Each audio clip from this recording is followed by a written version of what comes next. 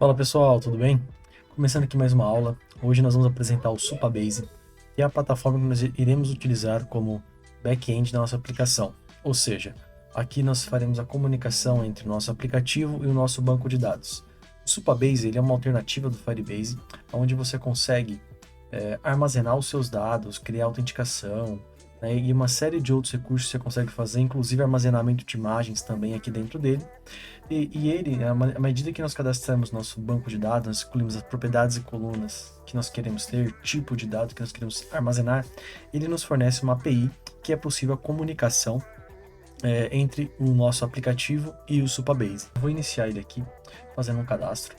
Né? Primeiro, né, eu vou mostrar a parte de precificação dele. Então, nós vamos trabalhar na parte gratuita, onde a gente já consegue ter ali 500 MB de base de dados e 1 GB de file storage para armazenamento de arquivos, consegue um tráfego de banda de até 2 GB e subir arquivos de até 50 MB e algum outros recursos. Então, assim, a gente consegue trabalhar por algum tempo, né, dentro desse plano aqui, tá bom?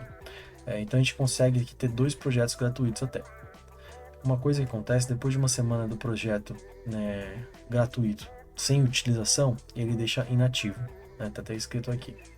Bom, a diferença basicamente no Pro é que ele já você já consegue armazenar mais dados, armazenar mais arquivos, e você tem mais banda, uma série de outros recursos ali também, tá bom? Depois a gente pode fazer uma comparação mais detalhada entre Free e Pro em um outro momento. Legal, então vamos lá. Depois de efetuar o login, então, vocês conseguem criar um novo projeto através desse botão New Project. A organização já vem pré-definida com a organização que vocês criarem no cadastro. Então, eles vão criar, basicamente vai ser o e-mail de vocês aqui, geralmente, caso vocês não mudem. Então, vou criar aqui um projeto, né? Vou dar um nome para ele aqui, vou chamar só de Tasks, que vai ser para minha gerenciamento de atividades. Deixa ele gerar um password para mim. Aqui não precisa fazer nenhuma mudança, aqui é a região onde vai estar hospedada a sua aplicação. Então você poderia selecionar diversos locais, né? O ideal, se a sua aplicação, os principais clientes serão no Brasil, você seleciona Brasil, enfim, tá bom? Bora lá. Criando aqui, demora um pouquinho, tá, para ele criar. Então eu vou dar pausa aqui nessa gravação, eu volto daqui a pouco.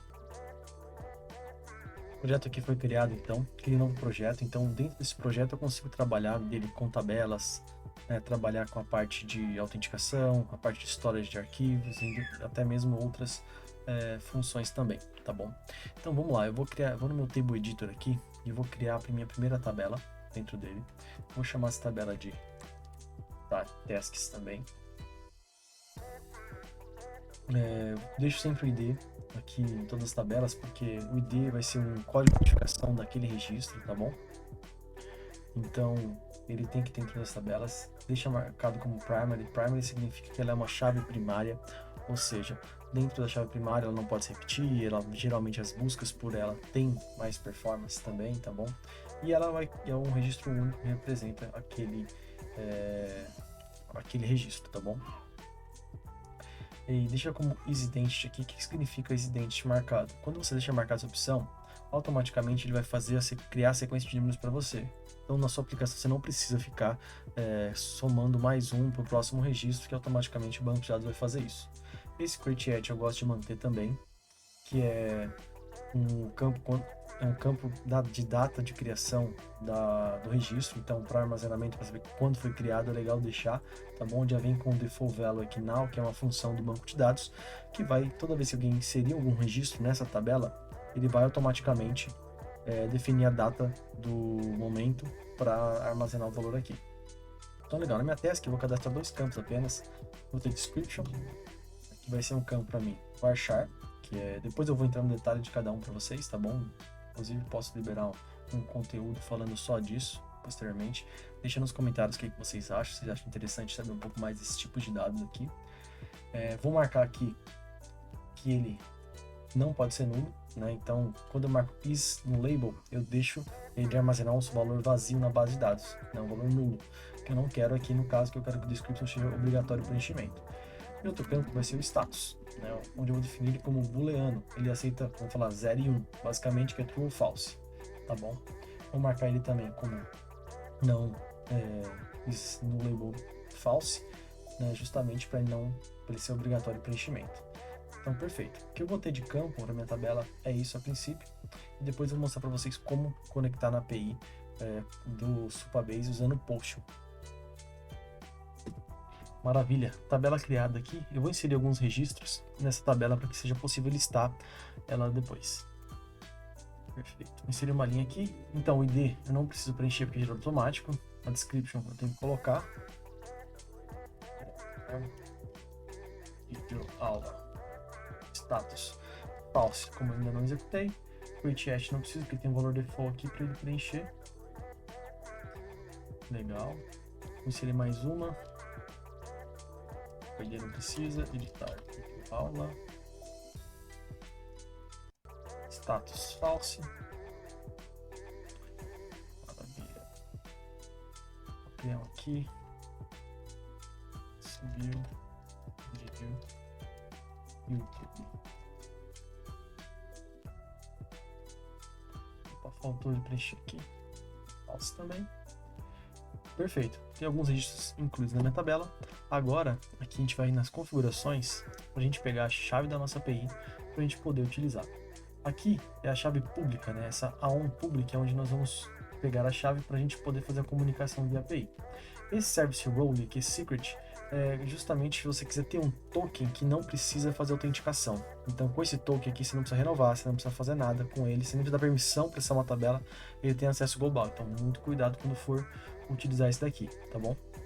Então, perfeito. Bora lá. Eu vou conectar agora no Postman e vou fazer a comunicação dessa API.